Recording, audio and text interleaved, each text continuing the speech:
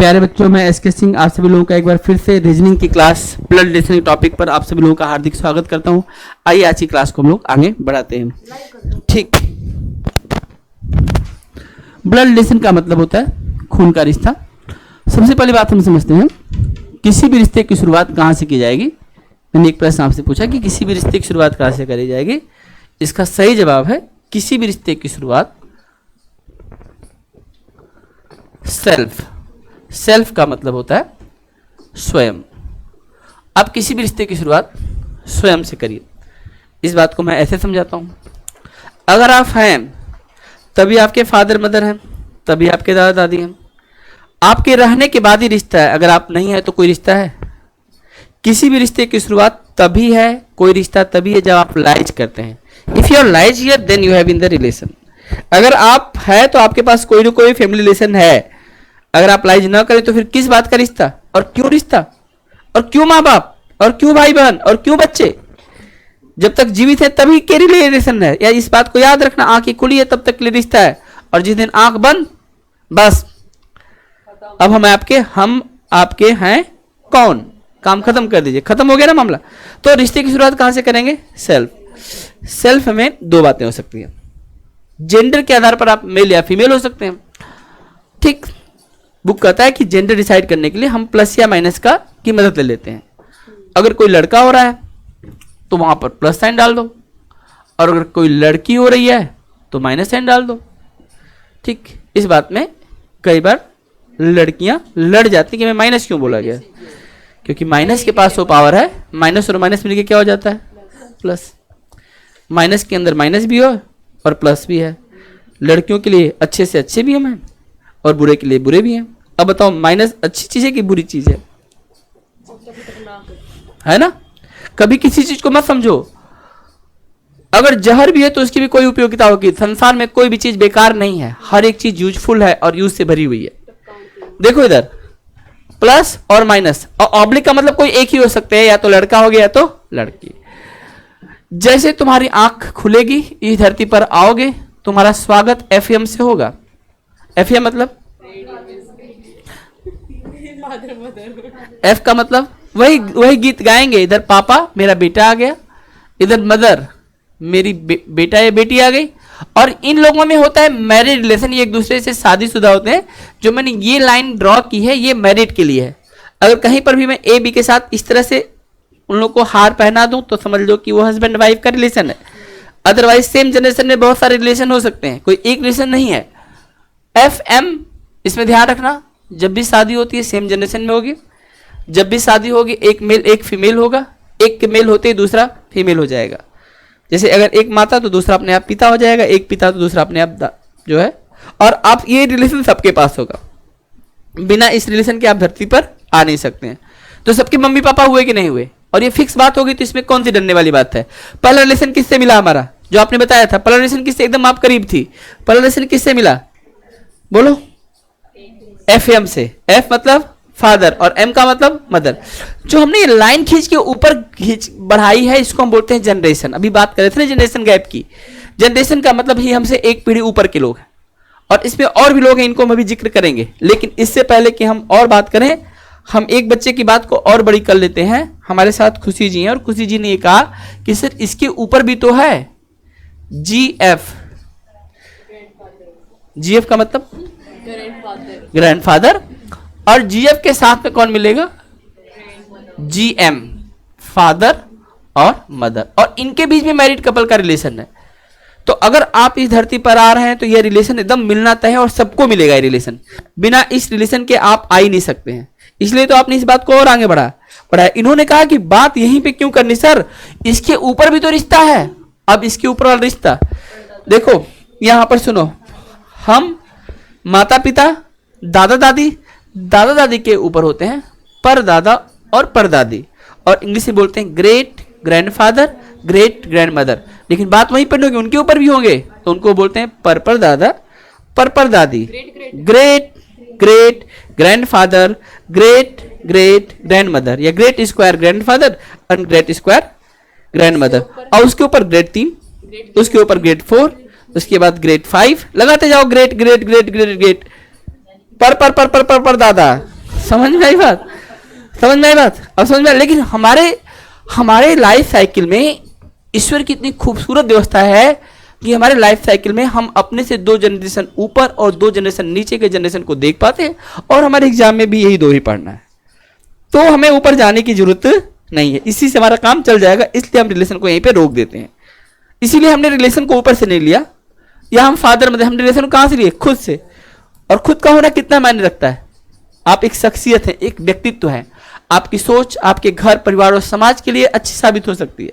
देखिए यहां पर हम अब इस बात को थोड़ा सा ऊपर लेके आते हैं और बात को समझते हैं। यहां पर इस रिलेशन को पहले हम समझ के तब आगे बढ़ते हैं। अब हम देखते हैं कि इस रिलेशन में और कौन से रिलेशन छुपे हुए हैं। मैं आपको बताऊं कि जब भी हम रिलेशन पढ़ेंगे ना, तो इस पूरे टॉपिक को हम लोग इंग्लिश में ही पढ़ेंगे। अच्छी बात है कि आपके बैच में कोई बच्चा हिंदी मीडियम का नहीं है। अब देखिए यहां पर अगर हम पढ़ते हैं तो एक शब्द है यू और एक शब्द है ए। यू का मतलब अंकल, ए का मतलब बताओ अंकल किसको बोलते हैं? चाचा, ताऊ, चाचा, मामा, ताऊ। एक बात बस ध्यान रखना, अपने जनरेशन से एक पीढ़ी ऊपर पिता और माता के जनरेशन के किसी भी व्यक्ति को अगर वह मेल है तो क्या बोलोगे? और अगर वह फीमेल है तो आंटी। अंकल शब्द अपने आप में तूफान है। ठीक, अपने माता पिता को बस अंकल मत बोल देना। ठीक, जिससे हम पैदा हुए, जिससे जन्म लिए FM, उसके बाद सब जो भी मिलेंगे सब यूए। हाँ यूए हैं।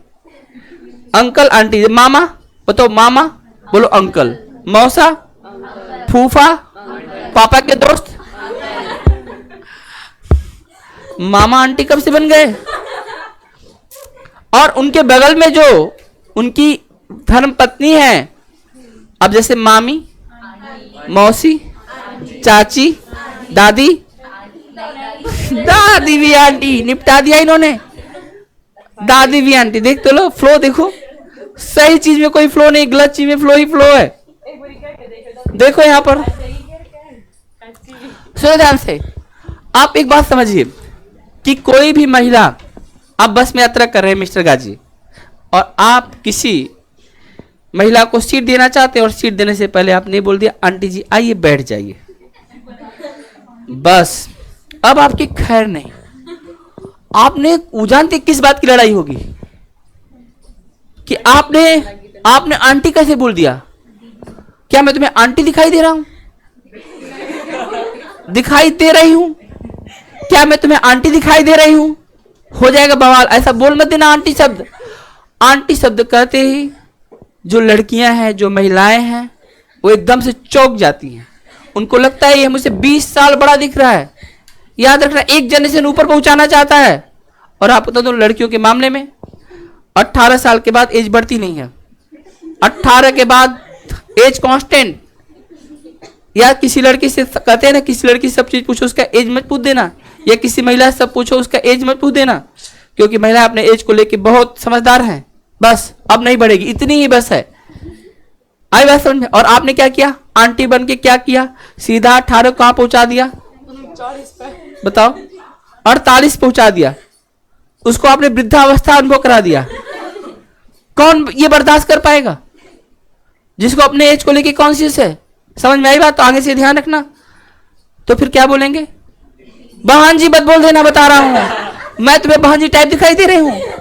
इसमें भी टाइप है। वैसे बहन तो सिस्टर को बोलते हैं और जी लगा दी, जैसे पालने में जी लगा दिया, ऐसे बहन जी तो सम्मान है, लेकिन आप बहन जी मत बोलना, क्योंकि बहन जी एक टाइप है। जैसे बिहार के जो बच्चे हैं उनको हम क्या बोलेंगे?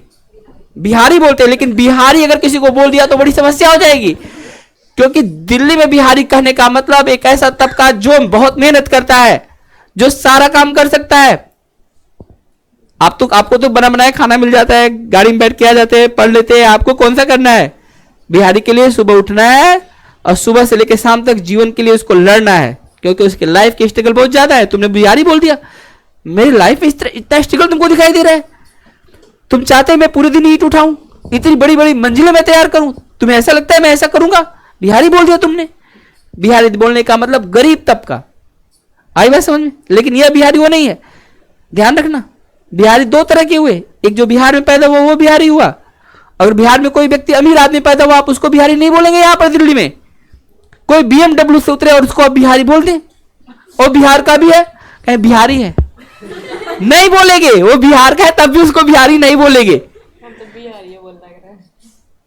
आई बात समझ में? और आप दिल्ली के हैं और आप गरीब तबके से बिलोंग करते हैं तो आपको कोई देखेगा, देख बिहारी है।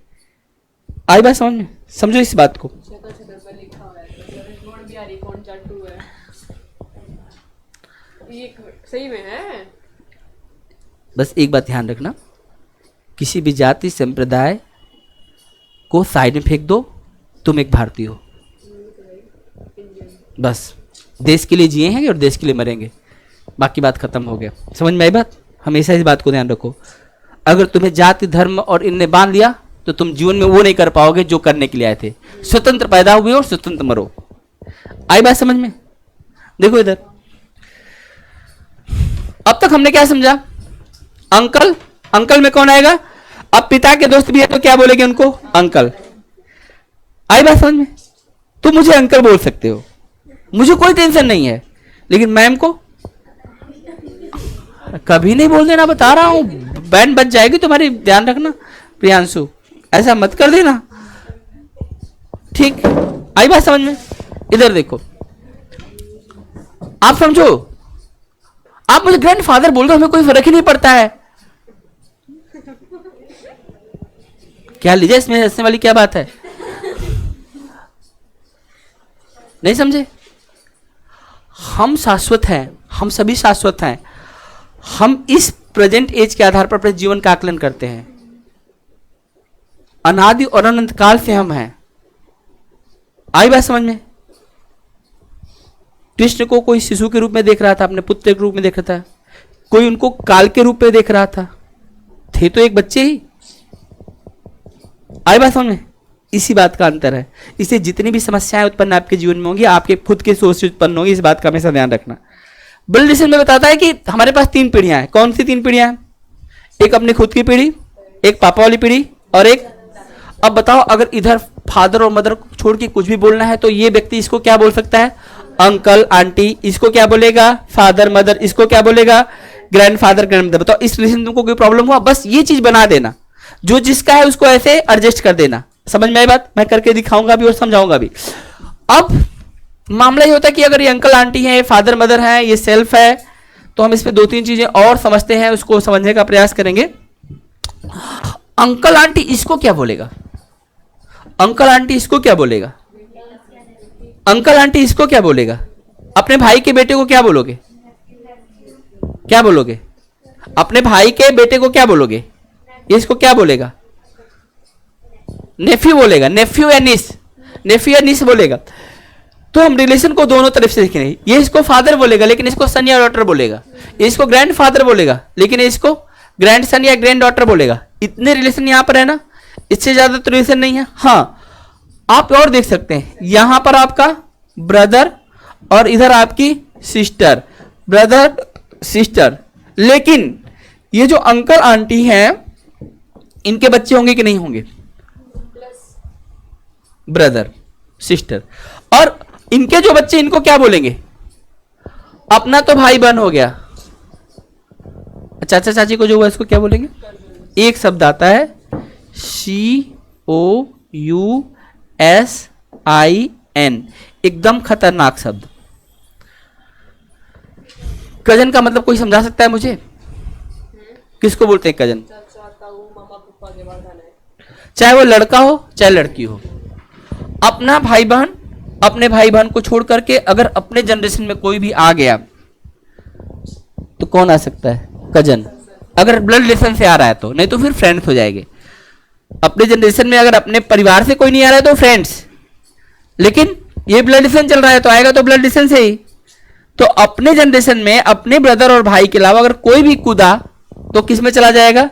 कजन में। कूदा या कूदी, लड़का या लड़की, कजन। लड़का तब भी लड़की, his cousin she's cousin. Cousin का मतलब चचेरा, ममेरा, मौसेरा, फुफेरा, तवेरा, भाई बहन। इस ताऊ के बेटे को क्या बोलेंगे फिर? चाचा का चचेरा, मामा का ममेरा। ताऊ बड़ा जो भी आएंगे उनको हम क्या बोलेंगे? क्या बोलेंगे? कजन। कजन का मतलब चचेरा, ममेरा, फुफेरा, मौसेरा, ये सब हमारे क्या हो जाएंगे? कजन। बताओ, रिलेशन समझ में आ गया? इस बात को हम और आगे भेज देते हैं। और अब हम एक चीज और, हाँ, भेजने से पहले एक चीज और सुन लो। इनकी शादी होगी, इनकी शादी होगी, तुम्हारी भी शादी होगी कि नहीं होगी? बोलो। जैसे शादी होगी एक नया रिलेशन मिलेगा HW का, हस्बैंड वाइफ का, मैरिड कपल। जितने रिलेशन बाय बर्थ मिलते हैं उतने रिलेशन शादी के बाद मिलेंगे। जितने रिलेशन बाय बर्थ मिलेंगे उतने ही रिलेशन क्या मिलेंगे? शादी के बाद मिलेंगे। कैसे? बस एक शब्द लगाना है तुमको। बताओ कौन सा शब्द लगाओगे? ये ध्यान रखना है। यहां से एक रिश्ता मिलेगा, उस रिश्ते का नाम होता है इन लॉ। लॉ का मतलब क्या होता है? LAW होता है कि LOW होता है? LAW। लॉ का मतलब क्या होता है? कानून। समझ में? तभी तो अगर रिलेशन में कोई गड़बड़ी होगी तो कानून घुस जाता है। आई बात समझ में? देखो कैसे। In law, brother in law, mother in law, father in law, sister in law, सब जगह law, uncle in law, aunty in law. In law शब्द का मतलब इस वाइफ के लिए हस्बैंड के सभी रिश्ते वैसे ही रहेंगे। इसके पापा तुम्हारे पापा मेरे पापा, फादर इन लॉ, तुम्हारी मम्मी मेरी मम्मी, मदर इन लॉ। ये भी कहेगा तुम्हारे पापा मेरे पापा, फादर इन लॉ, तुम्हारी मम्मी मेरी मम्मी। कहते हैं ना पापा जी मम्मी जी, बहुत प्यार से बोलते हैं।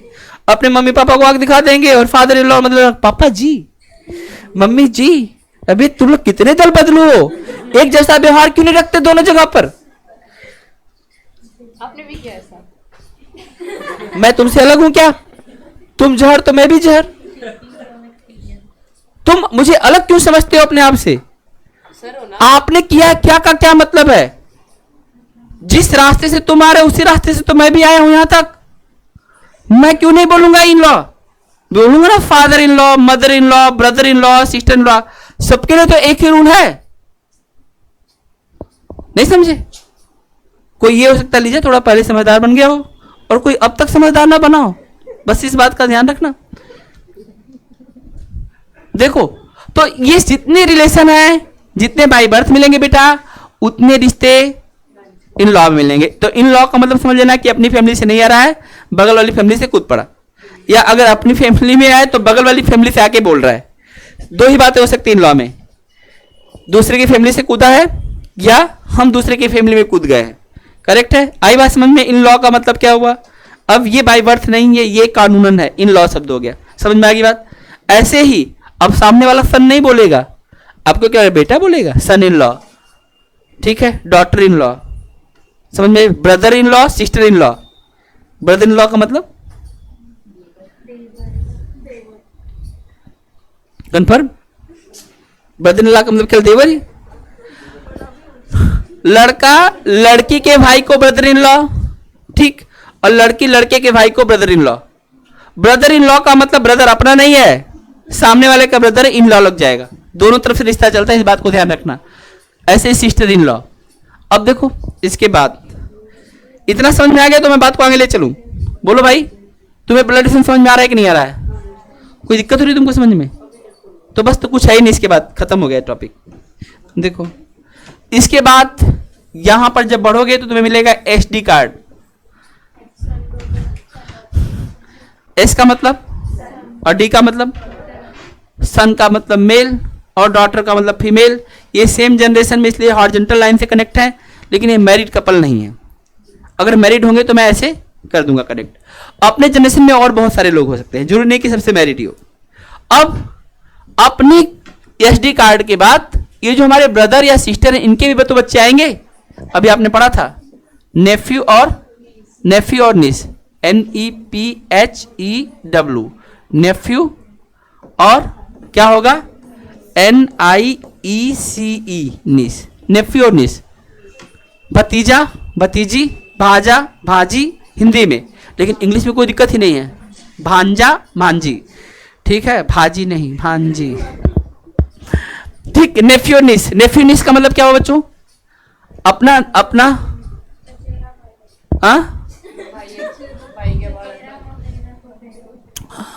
हाँ, चाचा ताऊ के जो बच्चे हैं उनको नेफ्यू और नीस बोल देंगे इसके लिए।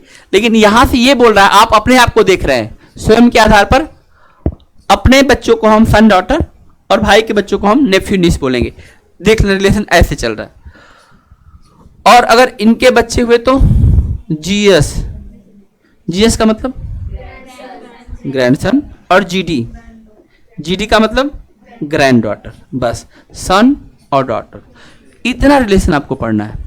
2 जनरेशन ऊपर और 2 जनरेशन नीचे। कितनी पीढ़ियों को हमने पढ़ा?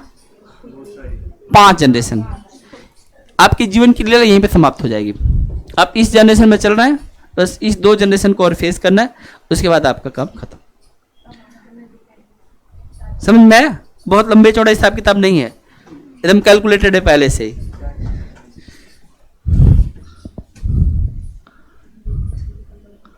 ये हो गया 5 जनरेशन। ठीक, कोई दिक्कत किसी को तो पूछ लो, तो मैं आगे चलता हूं क्वेश्चन पे। चलो आगे बढ़ते हैं।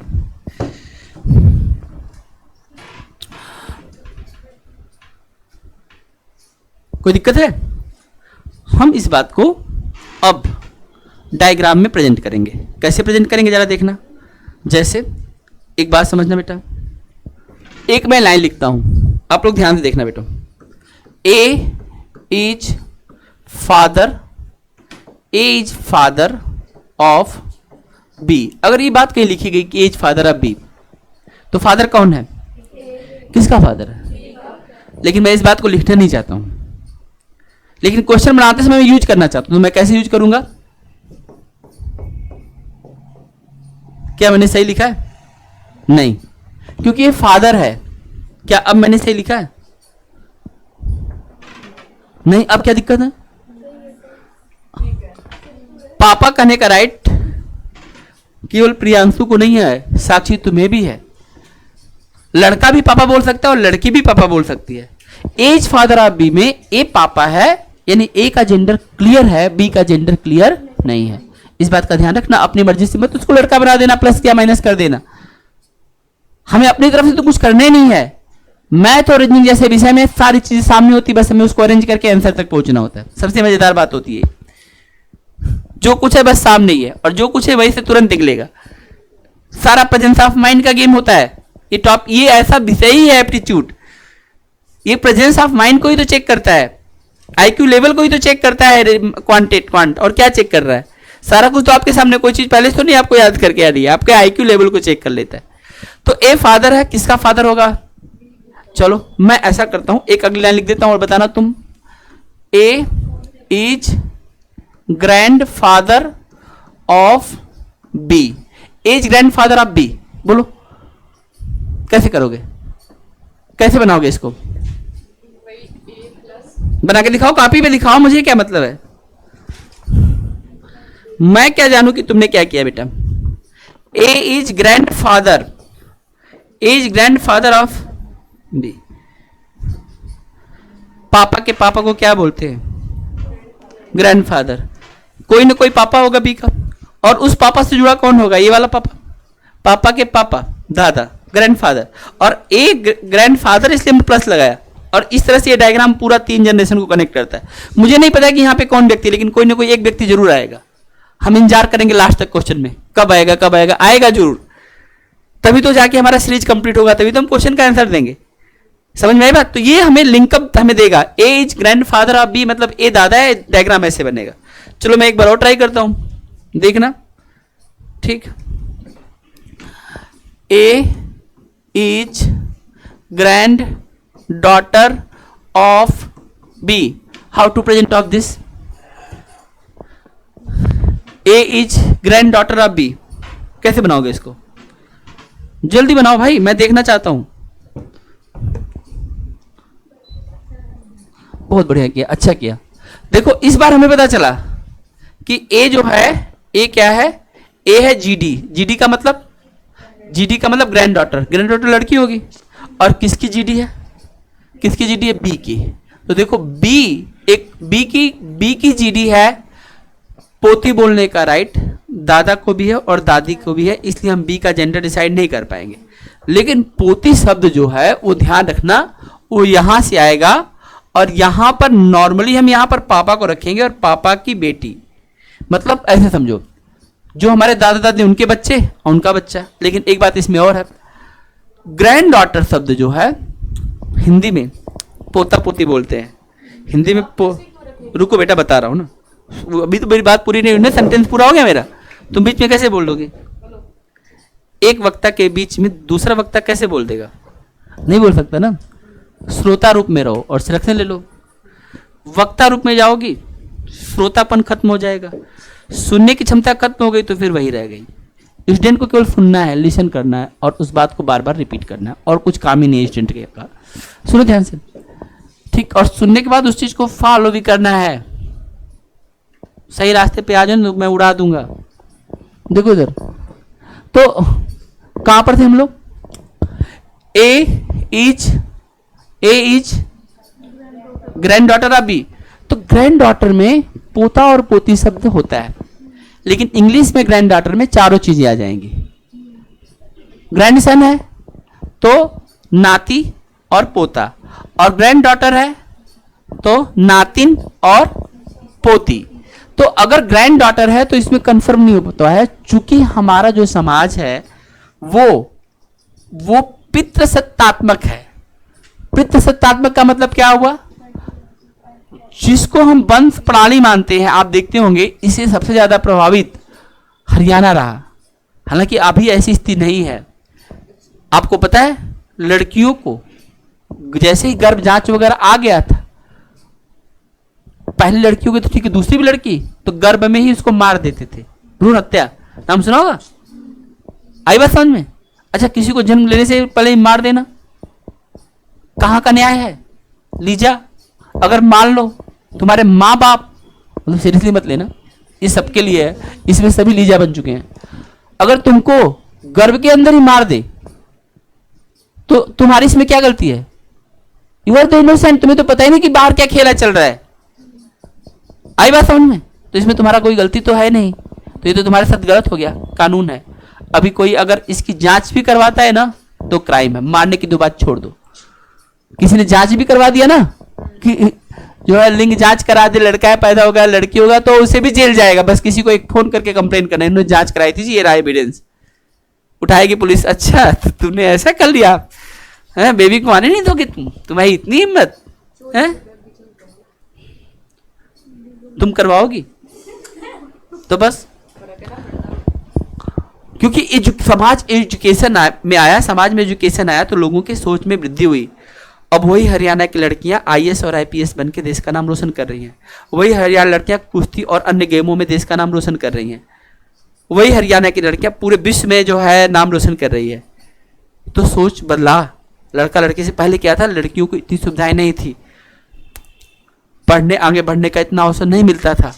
लेकिन समाज के डेवलप के साथ साथ ये बात तय हो गई कि समाज के दो मुख्य आधार हैं, पुरुष और महिला, और महिला को किसी भी तरह से पीछे नहीं रहने दिया जाएगा। और अगर कोई भी जाति की गई है तो उसका भरपाई किया जाएगा। और देख लो पार्लियामेंट में 1/3 आरक्षित कर दिया। ग्राम प्रधान तुमने सुना होगा पहले कभी कि कोई महिला ग्राम प्रधान रही होगी? नहीं। और अब देखो लड़ेगी सीट तो महिला लड़ेगी, क्योंकि इतने दिनों के पुरुष ही थे, उन्होंने क्या समाज का अच्छा किया। हम लड़ेंगे ना, हम चलाएंगे ना अपना देश, घर हम चला लेते हैं, सरकार हमारी, हम चला लेंगे ना, क्या प्रॉब्लम है?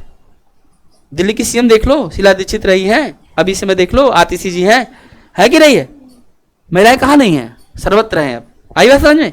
ये एक समय था, एक दौर था जब आपने उनको प्रताड़ित कर लिया, उनको दुख दे लिया, उनको घर में ही मार दिया, सती प्रथा में उनको जला दिया, उनको दबा के रखा। आई बात समझ में? अब वो अपने राइट को जानते हैं, तो वो अपने सही चीज के लिए अपने राइट को रख सकते हैं। आई बात समझ में? कोई अगर महिला चुप है तो अपने परिवार समाज के लिए चुप है, नहीं तो उससे बड़ा क्रांतिकारी तो कोई है ही नहीं। आई बात समझ में? किसी व्यक्ति के चुप रहने को उसकी कमजोरी ना समझे समाज। समझ में आई बात? तो ये बात ध्यान रखो। अत्याचार तो हुआ है, इसमें कोई संदेह ही नहीं है। और किसने किया? अनएजुकेटेड लोगों ने। आई बात समझ? और जिन परिवारों ने इस बात को समझ लिया वो परिवार डेवलप हो गए। आई बात समझ में? जब आप महिलाओं को आगे दे रहे हैं तो महिला भी जॉब कर रही है और हस्बैंड भी जॉब कर रहा है, आप तो दोगुनी गति से आप आगे बढ़ गए। क्यों नहीं कर सकते हैं? देखो इधर, तो यहां पर जब हम इस बात को कर रहे हैं, लेकिन पितृसत्तात्मक है, क्वेश्चन में देखो इसका इफेक्ट यहां तक है।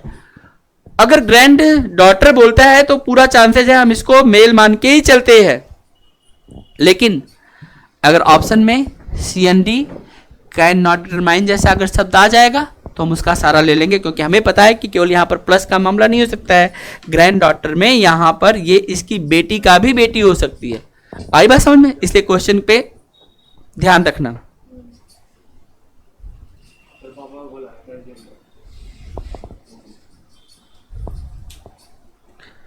फोन को आप लोग उसमें डाल दीजिए ना, एरोप्लेन मोड में डाल दीजिए, किसी का कॉल नहीं आ पाएगा। और कोई अर्जेंट है तो डाल दीजिए कि क्लास में हूं मैं, 1 घंटे बाद बात करूंगा, अगर किसी का लगता है आ जाए तो।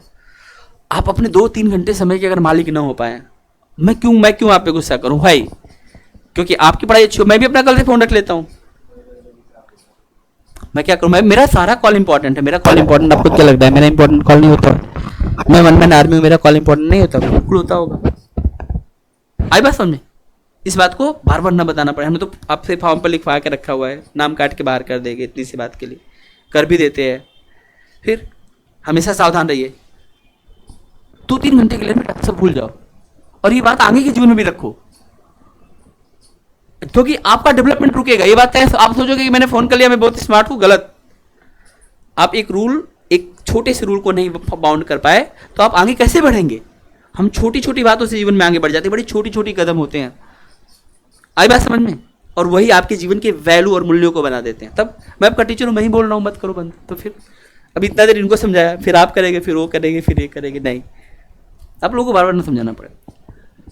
ए the grand daughter of B का मतलब क्या हुआ कि ए अगर बेटी है, ग्रैंड डॉटर है, तो फिर आप देख लीजिए 2 तरीके से बात। लेकिन हमने कहा ना हम इसको प्रेफरेंस करके चलेंगे, लेकिन अब दूसरी बात डिसाइड होगी तो ऑप्शन से डिसाइड होगी।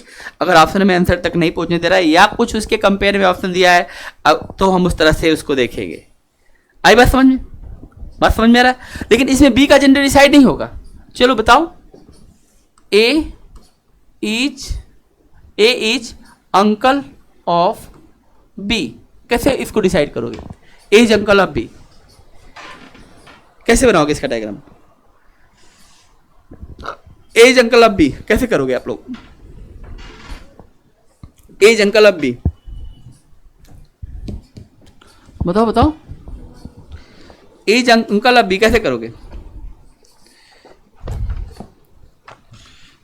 करो यार, करके दिखाओ तो सही कॉपी पे, दूसरे का मत देखो, अपना देखो। ए इज अंकल ऑफ बी कैसे करोगे?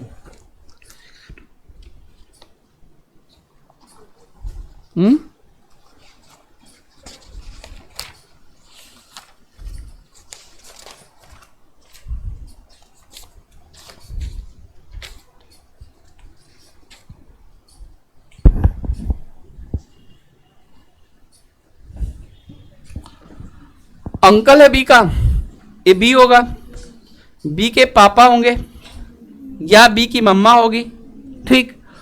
इनका कोई भाई होगा। ये वाला बंदा जो है ये कौन है? ए है। ए क्या है? अंकल है। किसका अंकल है? बी का। तो अगर आप ये ट्रेवलिंग सीख गए रिलेशन में तो आपको इस तरह के क्वेश्चन में कोई प्रॉब्लम नहीं होगी। मैं एक क्वेश्चन दे रहा हूं, अब आप लोग इस पूरे इंफॉर्मेशन को एक क्वेश्चन में यूज करना। मैं एक क्वेश्चन यहां से लिख रहा हूं, बोल रहा हूं, लिखिए। A is brother of B, question सभी लोग लिखेंगे।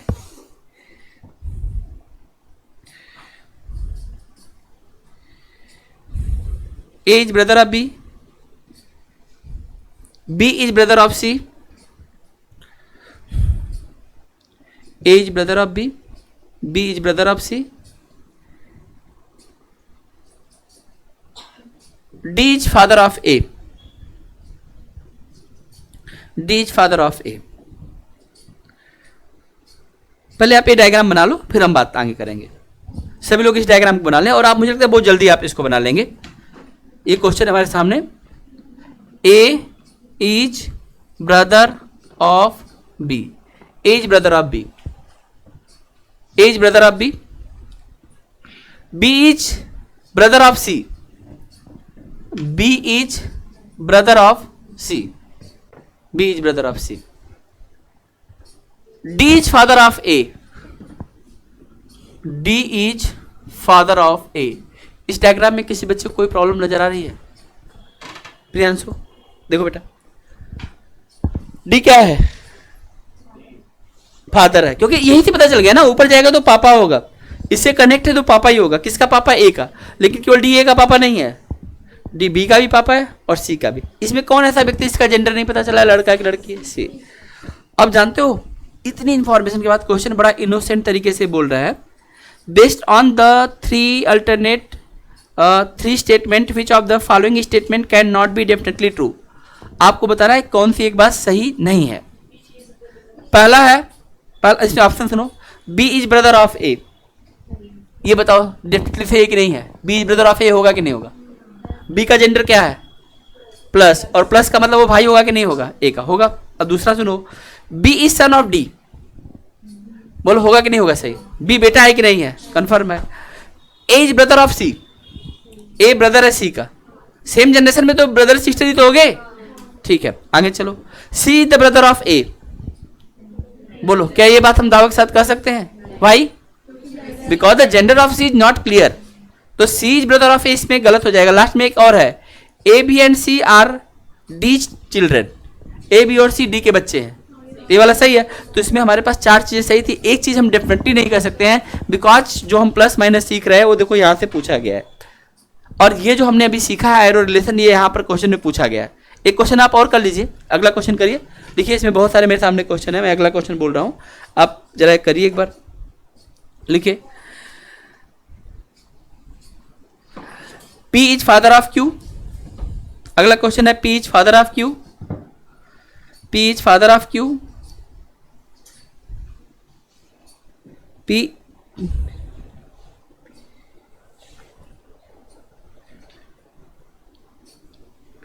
क्या लिखा आपने? P is father of Q। लिखिए,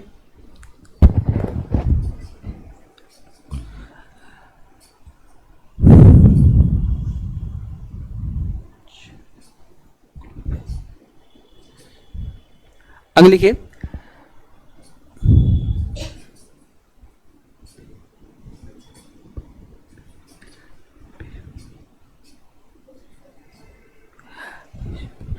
लिखिए P is paternal uncle of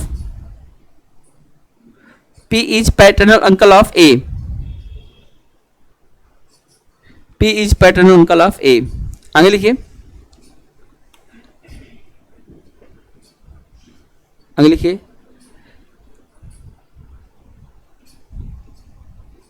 B is brother of Q। B for Bombay. B is brother of Q।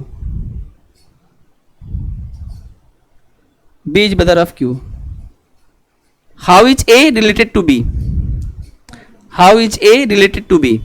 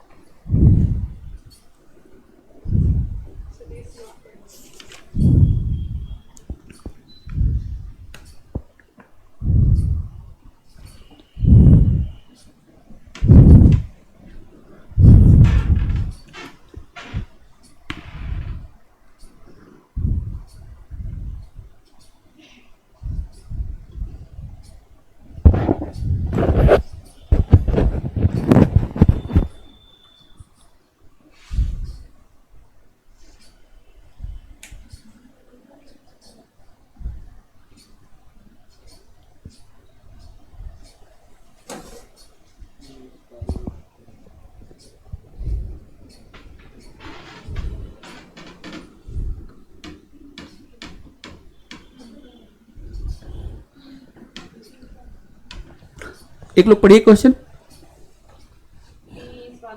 देखो P फादर है ना, हमेशा इस बात को ध्यान रखना कि अब हम इस रिलेशन को कहीं भी नहीं लिखेंगे। फादर का एक प्लेस है, वो आपसे एक जनरेशन ऊपर है, हम एक जनरेशन ऊपर रखेंगे। फादर मेल है तो ऐसे करेंगे किसका फादर है? Q का। Q का जेंडर नहीं पता चला। आगे बोलिए। ये कह रहा है कि मैं अंकल हूं। किसका अंकल हूं? देखो अंकल बनने के लिए इसका कोई ना कोई भाई या बहन होगा, ठीक, और इसका यहां पर हमें ए को रखना पड़ेगा। पैटर्नल अंकल का मतलब होता है चाचा। चाचा का मतलब होता है पिता का भाई। तो क्या यहां पर माइनस रख सकते हैं? नहीं। तो इस बात का ध्यान रखना। पैटर्नल और मैटरनल शब्द इस बारे में क्लियर करते हैं कि रिलेशन को फादर की तरफ से बढ़ना है या मदर की तरफ से बढ़ना है। अगर पैटर्नल शब्द आ जाएगा तो हम उस बात को मेल यानी पिता की तरफ से लेके चलेंगे, और मैटरनल आ जाएगा तो हम उसको माँ की तरफ से लेके चलेंगे। तो पैटर्नल अंक का मतलब पिता का भाई। कौन पिता का भाई है? कौन है? पी। किसके पिता का भाई है? ए के पिता का भाई है। तो यहाँ पे हो गया। आगे चलिए, अगला चलिए। B is brother of Q. B is brother of U. बी कहता है कि देख मैं तेरा भाई हूं, ये मैं रहा और ये तू। भाई है तो साथ में रहेगा, अगल बगल रहेगा। किसका भाई है? क्यू। तो इसको क्यू से हम जोड़ेंगे। हमेशा इस बात को ध्यान रखिए, जिस नाम का हम पहले जिक्र कर चुके उसके बगल में जोड़ देंगे।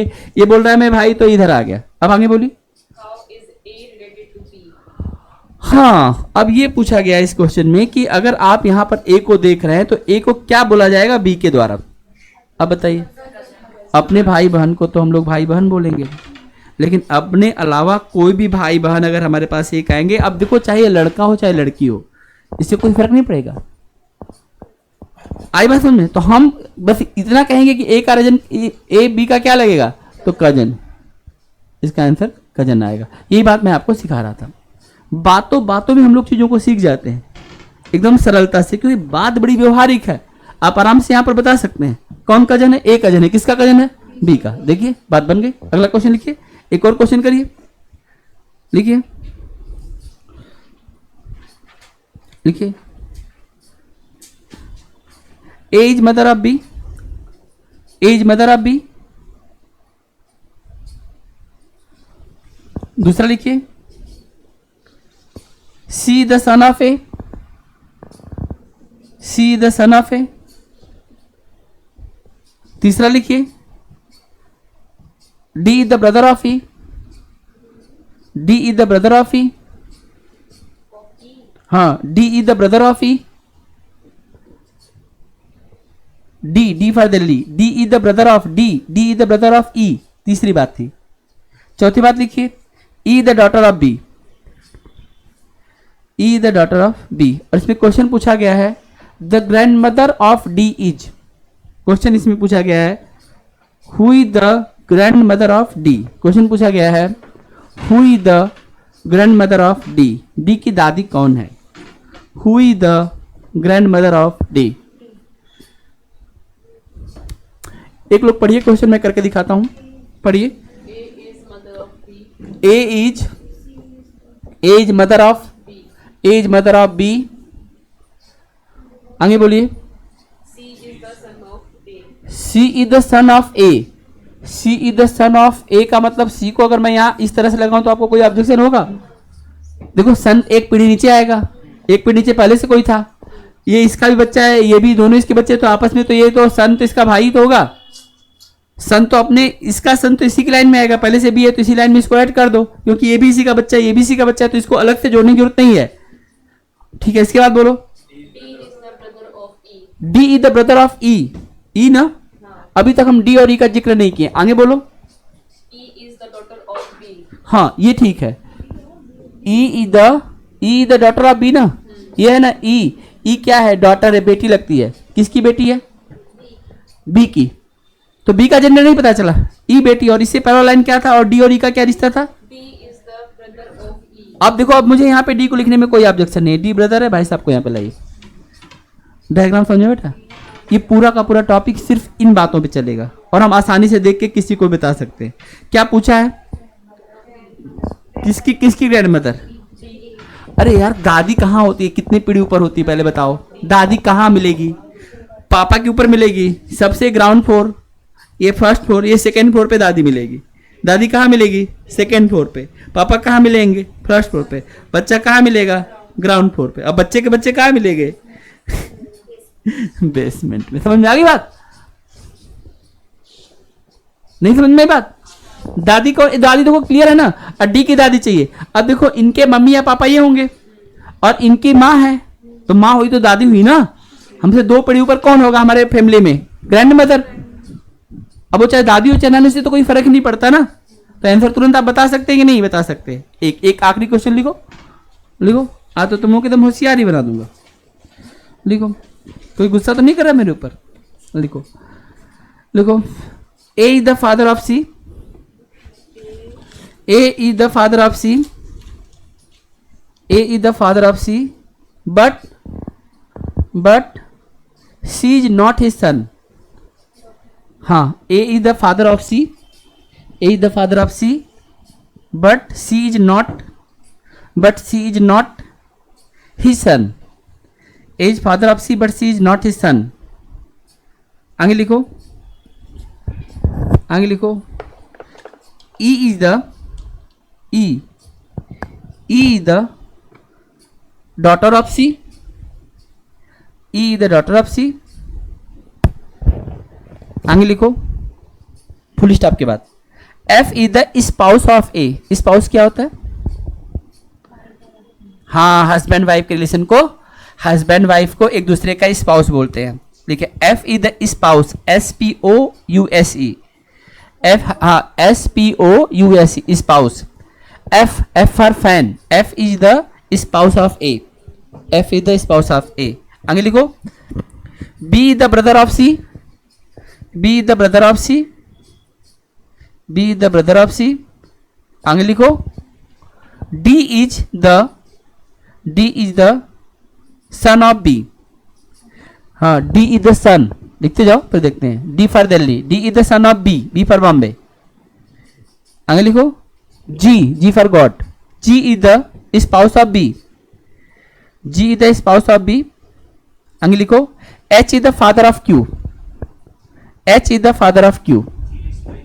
हाँ, G is the spouse of B. आगे लिखो. H is the father of G. H is the father of G. H for hen. हाँ, G for God. G is the spouse of B. आगे लिखोगे H is the father of G. Relation तुरंत develop करो, फिर question पूछूंगा. Relation पहले develop करो, फिर क्वेश्चन पूछूंगा. चलो बोलो बोलो एक एक करके. A is the father of, मैं बना रहा हूं डायग्राम, एक लोग पढ़िएगा. A क्या है? पापा है. किसके पापा है? C के. बताओ इस रिलेशन में कोई दिक्कत आपको आया? A is the father of C में कोई दिक्कत आया किसी को? बट C is बट सन नहीं है तो क्या होगा? देखा, दूसरा रिश्ता पता चल गया. आगे बोलो बेटा. E is the daughter of C. E is the daughter of C. E is the daughter of C. Daughter कहाँ पे आएगी? नीचे. E is the daughter of C. आगे बोलो बोलो. F is the spouse of A. हाँ, F is the spouse of A. देखो, husband wife, और कंफर्म है कि A पहले से मेल था तो फीमेल ही होगा. आगे बोलो. हाँ, B is the brother of C. B is the brother of C. B is the brother of C. आगे चलो. D is the son of B. D is the son of B. D is the son of B. D is the son का मतलब बेटा है, इसका B का. आगे बोलो. G is the spouse of B. देखो, G ने शादी किया है किसके साथ? B के साथ में. A देखो. आगे बोलो. H is the father of G. H is the father of G. H is the father of G. ये G रहा और G का फादर यहाँ पे H रहा, और ये फादर इसलिए यहाँ पर मेल प्लस साइन हमने किया.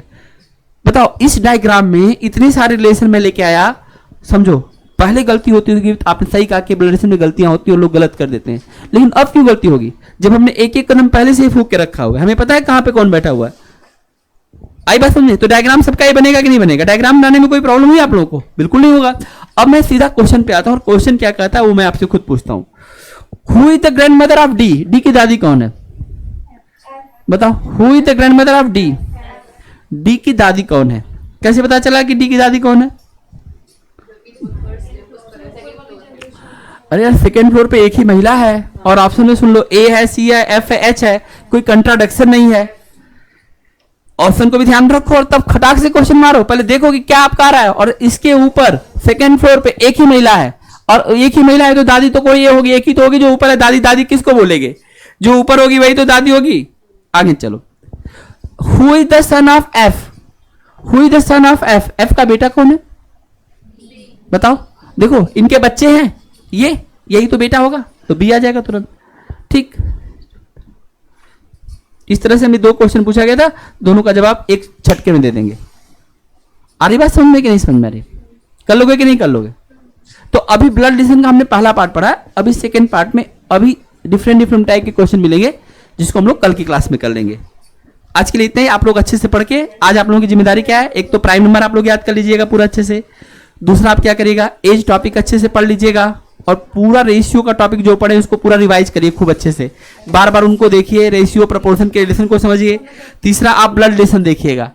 तो इतना सारा काम एकदम मजबूत ही, केवल पढ़ना नहीं है, ध्यान रखना, पढ़ना नहीं, सबसे तेजी से पढ़ना है। तो आज की वीडियो के लिए इतना ही, मिलते हैं अगली वीडियो में, तब तक के लिए बहुत बहुत धन्यवाद। Thank you so much.